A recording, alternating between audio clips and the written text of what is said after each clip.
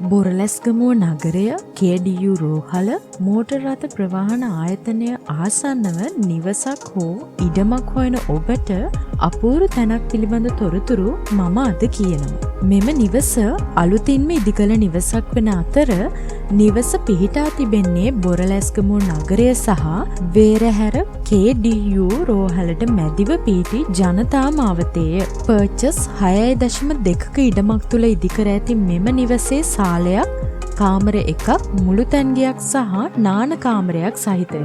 බිම්මහල පමණක් සම්පූර්ණයෙන්ම නිම කර තිබෙන මෙම නිවස දෙමහල් නිවසක් සඳහා අනුමැතිය ලබාගෙන තිබෙනවා.